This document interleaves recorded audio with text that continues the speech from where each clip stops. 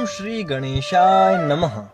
आज संसार के लगभग हर मनुष्य को एक भ्रम है कि जिस तरह वह जीवन जी रहा है वही सही तरीका है जीवन जीने का। पर दोस्तों, क्या कभी ध्यान दिया है आपने कि क्या कोई भी इंसान इस पूरे संसार में पूरी तरह से खुश है और अपने जीवन से संतुष्ट भी?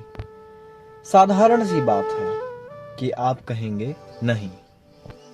तो आइए आपको सुखी जीवन की वास्तविक परिभाषा हम बताते हैं, जो स्वयं भगवान श्री हरि ने गरुड़ जी को बताई थी।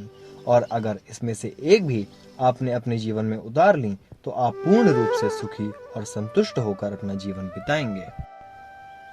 संसार हमें वह वस्तु दे नहीं सकता जो हम वास्तव में चाहते हैं। हम सुख चाहते हैं, अमरता चाहते हैं, निश्चिंतता चाहते हैं, निर्भयता चाहते हैं, स्वाधीनता चाहते हैं, परंतु यह सब हमें संसार से नहीं मिलेगा, प्रत्युत संसार के संबंध विच्छेद से मिलेगा। इसका मतलब यह है कि भगवान श्री हरि गरुड़ जी को समझाना चाह रहे हैं कि हमें यह समझना होगा कि हमारा जीवन मृत्यु तक ही नहीं बल्कि इस मृत्यु के बाद भी बहुत कुछ है। इसलिए हमें इस संसार से अपने संबंध तोड़ने होंगे और अपनी इच्छाओं को भी कम करना होगा, तभी हम सुखी हो सकते हैं।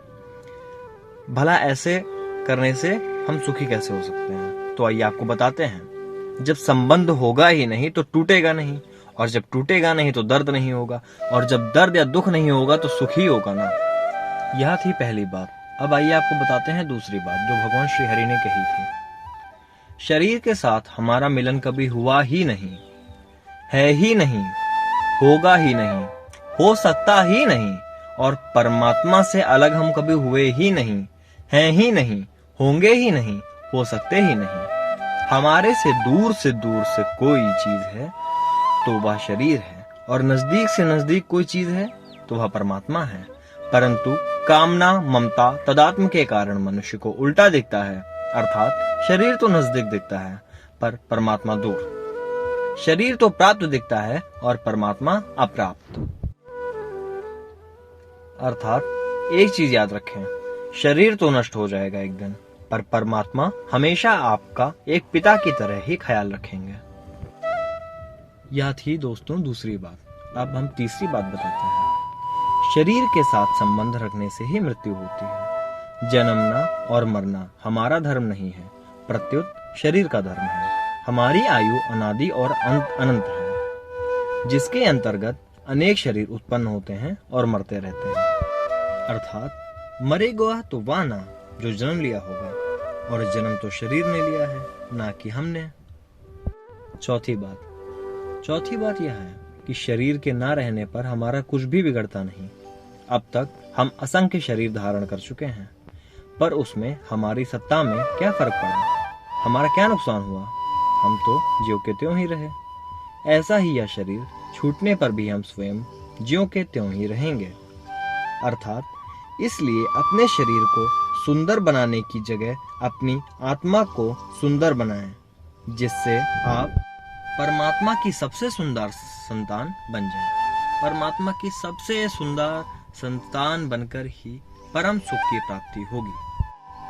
पांचवी बात, वास्तव में शरीर को शरीर की जरूरत ही नहीं है। शरीर के बिना भी शरीरी मौज से रहता है। अर्थात शरीरी आत्मा को कहते हैं। मतलब आत्मा को शरीर की कोई जरूरत नहीं है, बल्कि इस शरीर को चलाने के लिए एक आत्मा की जरूरत होती है। छठी बात, अपने में अपने सिवाय दूसरे की सत्ता है ही नहीं। अर्थात आपने ध्यान दिया होगा, अगर हम कभी कंफ्यूज होते हैं तो दूसरे की मदद लेते हैं, पर क्या हमारे पास किसी से कम अनुभव है? क्या हमारे पास किसी से कम अनुभव है? हम तो संसार के आरंभ से चली आ रही एक आत्मा है। तो क्या हमारे लिए क्या गलत है और क्या सही, इसे हमसे अधिक कोई और भी जान सकता है क्या? आपका उत्तर होगा नहीं, नहीं। इसलिए आगे से अपने हर प्रश्न का उत्तर स्वयं से करिएगा, ना कि दूसरों से। इसीलिए याद रखें, यदि ईश्वर की गति पाना है या उनसे मिलना है तो शरीर को केवल पंच तत्वों से बना पुतला ना समझें, और कभी भी नहीं कोई भी इसी शरीर से पाप करे। जब तक साधक का शरीर के साथ में मेरेपन का संबंध रहता है तब तक साधन करते हुए भी सिद्धि नहीं होती और वह शुभ कर्मों से, सार्थक चिंतन से और स्थिति की आसक्ति से बंधा रहता है। वह यज्ञ, तप, दान आदि बड़े बड़े शुभ कर्म क्यों न कर ले, आत्मा का अथवा परमात्मा का चिंतन करे अथवा समाधि में भी स्थित हो जाए तो भी उसका बंधन सर्वथा मिटता नहीं है। जब तक मैं देह हूं यह भाव रहेगा तब तक कितना ही उपदेश सुनते रहें, सुनाते रहें और साधन भी करते रहें, कल्याण नहीं होगा। कल्याण चाहिए तो स्वयं को परमात्मा से बिछड़ा हुआ उनका ही अंश माने। शरीर को अपना और अपने लिए मानना विवेक विरोधी है। विवेक विरोधी संबंध के रहते हुए कोई भी साधन सिद्ध नहीं हो सकता।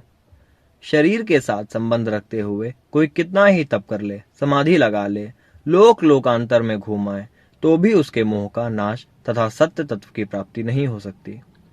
स्वरूप से अमर होते हुए भी जब मनुष्य अपने विवेक का तिरस्कार करके मरण धर्मा शरीर के साथ तादात्म्य मान लेता है, अर्थात मैं शरीर हूं ऐसा मान लेता है, तब उसमें मृत्यु का भय और अमरता की इच्छा पैदा हो जाती है। जब वह अपने विवेक को महत्व देता है कि मैं शरीर नहीं हूं, शरीर तो निरंतर मृत्यु में रहता है और मैं स्वयं निरंतर अमरता में रहता हूं, तब उसको अपनी स्वतः सिद्ध अमरता का अनुभव हो जाता है और वह सदैव सुखी रहता है। यदि आपको यह बातें अच्छी लगी हों और उचित लगी हों तो शेयर और सब्सक्राइब जरूर करें, क्योंकि सत्यव्रत चैनल हमेशा सत्य के मार्ग पर ही आपको ले जाएगा।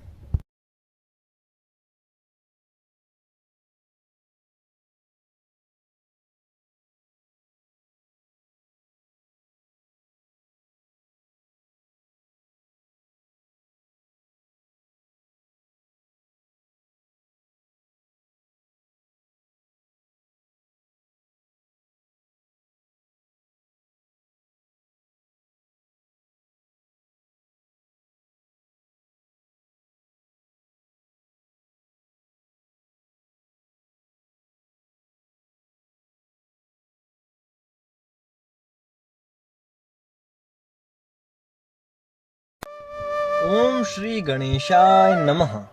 आज संसार के लगभग हर मनुष्य को एक भ्रम है कि जिस तरह वह जीवन जी